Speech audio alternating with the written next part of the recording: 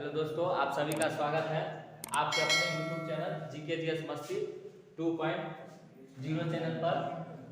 दोस्तों, आज हम लोग भारतीय संविधान के स्रोत के बारे में पढ़ेंगे।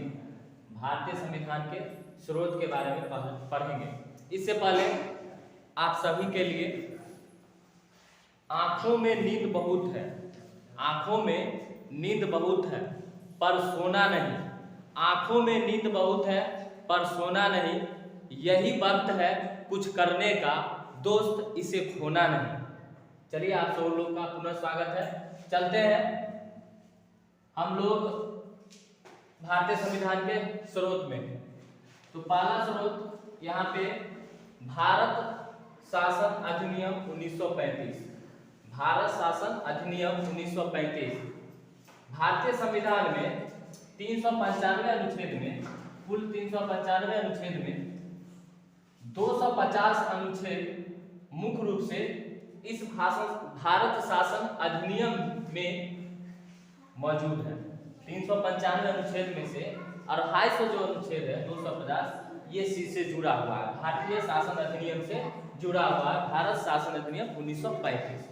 इसमें न्यायपालिका यानी हमारे भारत में न्यायपालिका से संबंधित सारा चीज भारत शासन अधिनियम में रखा गया है। न्यायपालिका में जैसे उच्च न्यायालय, सर्वोच्च न्यायालय, उच्च न्यायालय, डिस्ट्रिक्ट कोर्ट, ये सभी न्यायपालिका के अंतर्गत आ जाते हैं। उसके बाद क्या है, CAG, ये होते हैं आपको भारतीय महालेखा परीक्षक, जिसको अनुच्छेद 148 के अंतर्गत भारतीय संविधान में रखा गया है। उसके बाद लोक सेवा आयोग को भारत शासन अधिनियम 1935 के में रखा गया है। यह भारतीय संविधान के स्रोत हुए। दूसरा, ब्रिटेन। अब ब्रिटेन से क्या क्या चीज लिया गया हमारे भारतीय संविधान में रखा गया ब्रिटेन से? तो ब्रिटेन से लिया गया संसदीय शासन प्रणाली, संसदीय शासन प्रणाली। उसके बाद संसदीय शासन प्रणाली व्यवस्था, संसद का विशेष अधिकार, यानी हमारे भारत में 2 सदन होते हैं, लोकसभा और राज्यसभा, जिसमें से लोकसभा में सांसद लोग बैठते हैं, तो उसका विशेष अधिकार भी ब्रिटेन से लिया गया, जो अनुच्छेद 105 के अंतर्गत रखा गया।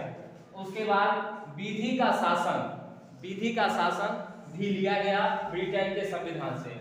एकल नागरिकता, एकल नागरिकता भी लिया गया ब्रिटेन के संविधान से, यानी हमारे भारत में एकल नागरिकता है, दोहरी नागरिकता हमारे भारत में नहीं है, एकल नागरिकता है, यानी कोई भी व्यक्ति एक ही जगह से नागरिकता प्राप्त कर सकते हैं। तो हमारे भारत में एकल नागरिकता का प्रावधान ब्रिटेन से लिया गया।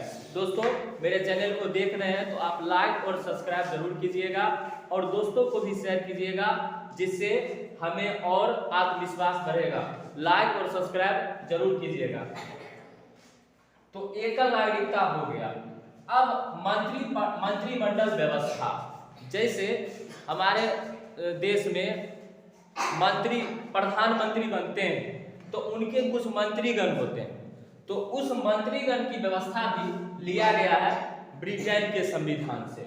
चलिए, यहाँ तक हो गया। अब हम लोग USA से क्या क्या संविधान में रखा गया इसके बारे में जानते हैं। USA United state of America, जिसको बोला जाता है संयुक्त राज्य अमेरिका, संयुक्त राज्य अमेरिका, संयुक्त राज्य अमेरिका, संयुक्त राज्य अमेरिका। यहां से मूल अधिकार को लिया गया, यहां से मूल अधिकार को लिया गया। उसके बाद न्यायिक पुनरावलोकन को भी यहीं से लिया गया। संविधान की सर्वोच्चता, संविधान की सर्वोच्चता को भी USA के संविधान से ही लिया गया। निर्वाचित राष्ट्रपति महाभियोग। अब आपको पता होगा कि राष्ट्रपति पर भी महाभियोग लगाया जा सकता है। हमने आपको पिछले वीडियो में बताया था कि अनुच्छेद 61 के तहत राष्ट्रपति पर महाभियोग लगाया जा सकता है। तो महाभियोग की चर्चा भी कहां से लिया गया? तो USA से लिया गया, यानी संयुक्त राज्य अमेरिका से लिया गया। उसके बाद हम लोग चलते हैं यहाँ अनुच्छेद 61। उसके बाद कनाडा, कनाडा के संविधान से, कनाडा से हम लोग क्या क्या लिए, तो संघात्मक व्यवस्था को लिए, संघात्मक व्यवस्था को लिए। हमारे देश में दो तरह की सरकारें होती है, एक संघ और एक राज्य सरकार होती है। तो संघात्मक व्यवस्था कहाँ से लिया गया, कनाडा के संविधान से लिया गया। शक्तियों का विभाजन भी कनाडा से लिया गया था हमारे देश में। मतलब राज्य का शक्ति कुछ अलग होगा और केंद्र का शक्ति कुछ अलग होगा। केंद्र सरकार और राज्य सरकार के बीच जो है शक्तियों का बंटवारा, उसी को कहा जाता है शक्तियों का विभाजन। ये किस देश से लिया गया, तो कनाडा से लिया गया। उसके बाद अवशिष्ट शक्तियों केंद्र के पास होती है। जो बचा हुआ शक्ति होगा, जो बचा हुआ शक्ति होगा वो हो जाएगा केंद्र के पास में। चलिए, तो ये सभी हम लोग भारतीय संविधान में जोड़ा गया कनाडा से, कनाडा से लिया गया। चलिए, लाइक और सब्सक्राइब जरूर कीजिए इस चैनल को, और चैनल को आगे भी शेयर करवाइए। मैं इसी तरह का नया नया वीडियो लाऊंगा और आप लोग के बीच रखूंगा, और नए नए वीडियो को देखकर आप लाइक और सब्सक्राइब कीजिए। आयरलैंड पे चलते हैं। आयरलैंड में राज्य का नीति निर्देशक तत्व जो है वो लाया गया था। नीति निर्देशक तत्व आयरलैंड के संविधान से लिया गया, और राज्यसभा के मनोनयन, यानी राज्यसभा में जो मनोनयन सदस्य होते हैं वो भी आयरलैंड के संविधान से लिया गया था।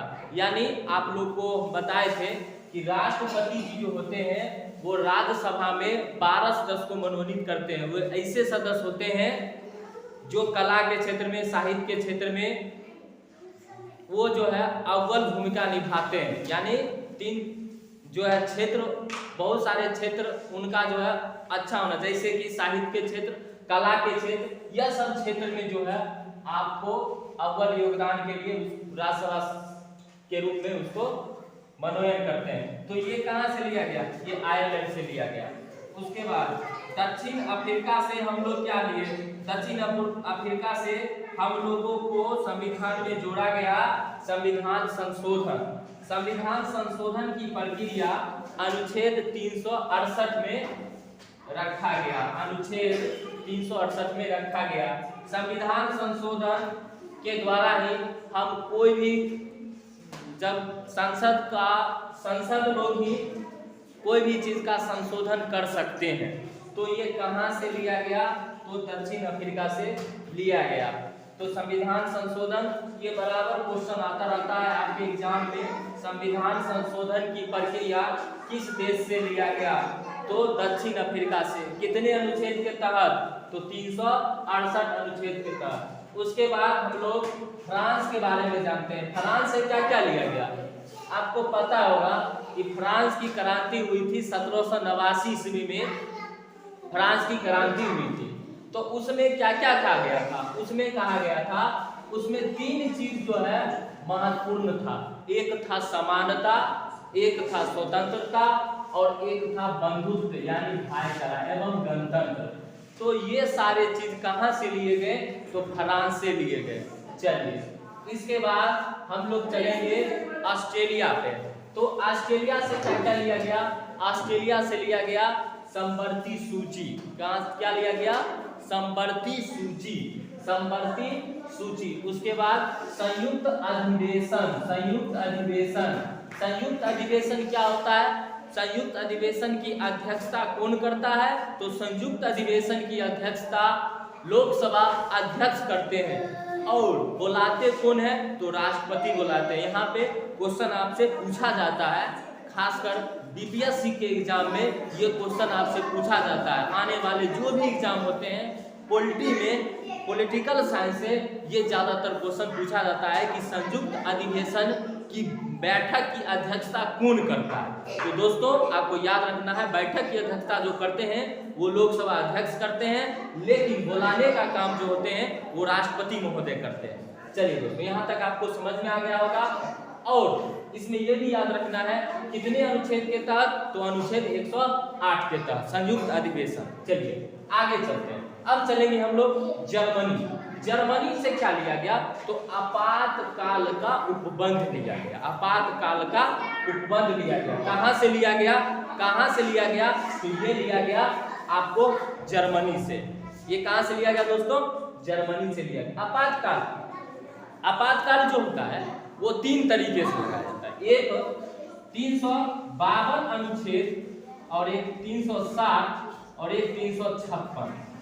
352 जो होता है अनुच्छेद के तहत राष्ट्रीय आपात लगाया जाता है। 352 अनुच्छेद के तहत राष्ट्रीय आपात लगाया जाता है, राष्ट्रीय आपात। 360 के तहत वित्तीय आपात लगाया जाता है, 360 के तहत वित्तीय आपात लगाया जाता है। जबकि अभी तक हमारे भारत में वित्तीय आपात एक बार भी नहीं लगाया गया, लेकिन राष्ट्रीय आपात 3 बार लगाया जा चुका है, 3 बार लगाया जा चुका है। चलिए 3 बार लगाया जा चुका है। तो 1962 में लगाया गया था भारत चीन युद्ध के समय, उसके बाद आपको 71 में और उसके बाद 1975 में, जिस समय इंदिरा गांधी की सरकार थी, इंदिरा गांधी प्रधानमंत्री थी और उस समय देश के राष्ट्रपति फखरुद्दीन अली अहमद थे। तो 3 बार हमारे देश में अनुच्छेद 352 का प्रयोग हो गया है। 360 का प्रयोग नहीं हुआ है, जो वित्तीय आपात अभी तक नहीं लगा। 356 होता है राष्ट्रपति शासन। इस अनुच्छेद के तहत राष्ट्रपति शासन लगाया जाता है। तो आपातकाल का उपबंध कहां से लिया गया, जर्मनी से। और ये 3 अनुच्छेद जो है काफी आपका इंपोर्टेंट है, एग्जाम की दृष्टि से आपको पूछा जाता है। उसके बाद एक लास्ट में आता है रूस। तो रूस से क्या लिया गया, मौलिक कर्तव्य लिया गया। मौलिक कर्तव्यों की संख्या 11 है, मौलिक कर्तव्यों की संख्या 11 है, जो जोड़ा गया था 42वें संविधान संशोधन 1976 में। 42वें संविधान संशोधन 1976 के तहत रूस से लिया गया और मौलिक कर्तव्य रूस से लिया गया मौलिक कर्तव्य को, और 42वें संविधान संशोधन 1976 के तहत जोड़ा गया। तो दोस्तों फिर हम अगले वीडियो में फिर हम नए टॉपिक के साथ आएंगे आप लोगों के बीच में। आप लोग लाइक, सब्सक्राइब और चैनल को आगे बढ़ाइए, जिससे कि मेरा भी मनोबल बढ़ेगा। सब्सक्राइब और लाइक जरूर कीजिए दोस्तों। तब तक के लिए जय हिंद।